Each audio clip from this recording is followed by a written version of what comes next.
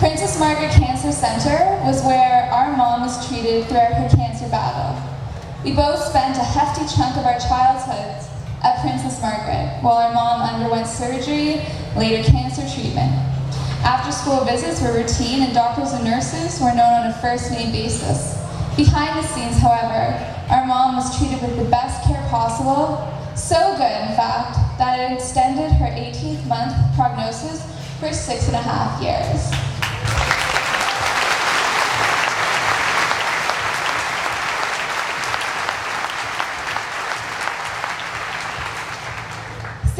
May not seem like a lot to some people, but when my mom passed away in 2009, I was 12. Those 6 years made up half my life.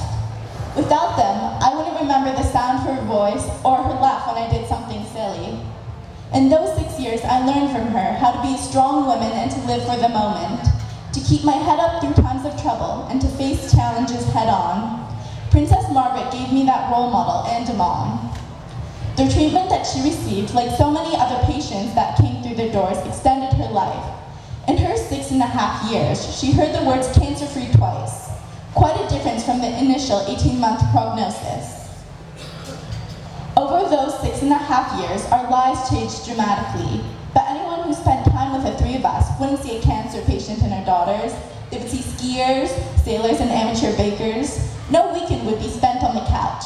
In a way, cancer pushed us out into the world to see more and do more, and every adventure we went on would be a roundhouse kick to cancer's ass.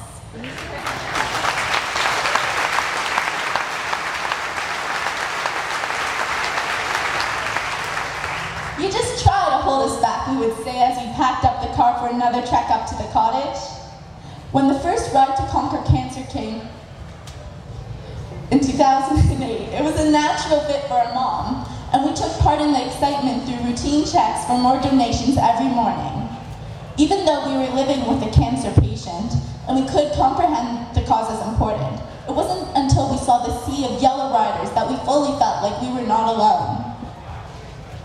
Events like the Ride to Conquer Cancer made a huge impact on those 6.5 years.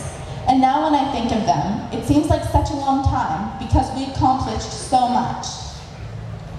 And writing this speech, I found it hard to believe that she only participated in 2 rides. Because when I think of Mom and cancer, I think of her on her bike crossing the finish line.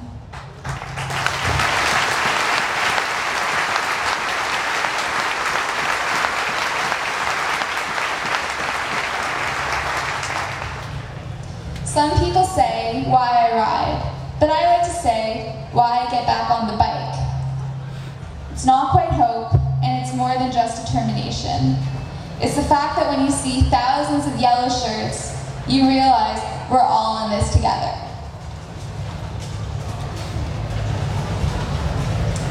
I started riding for the Princess Margaret Cancer Center in 2009. It was making a difference close to home, and looking out at all the riders affected by cancer, I knew that I was not alone. After my mom passed away from cancer in 2010, I got back on the bike. To me, it was the only choice. For anyone affected by cancer, we face choices every day. I choose to fill the tremendous loss in my life with love. I may not have been riding to save my mom's life anymore. I was riding, and I still ride for my family, the Princess Margaret community. Cancer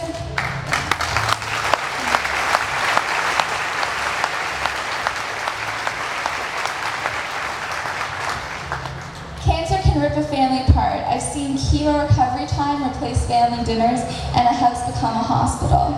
When a parent has cancer, they are 100% your parent, only 50% of the time. It wasn't until I started spending more time at Princess Margaret that I realized I wasn't alone, that there were other kids like me who had to make room in their childhood for cancer. Because that's the funny thing about cancer, it brings people together. And in a place like Princess Margaret, we've all developed bonds with people that otherwise we would never know. We may not be blood related, but we have one thing in common, the drive to see cancer eradicated in our lifetime. That's what makes us family, and we must protect our family.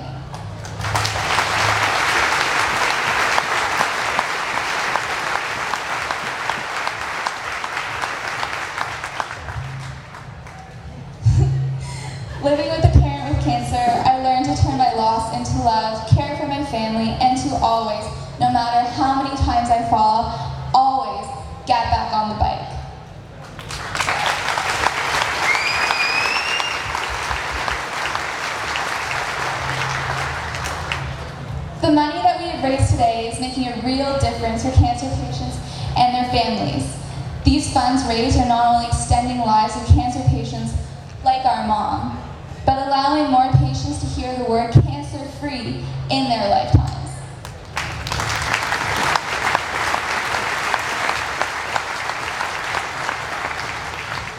Today we ride for all the kids out there who lose a parent at an early age from cancer. Everyone loses a parent, it's normal. But for all those with a cancer patient at home, it doesn't have to be a reality. Everyone who's just crossed the finish line, all of you, has already said no to cancer, to not just let it be a fact of life.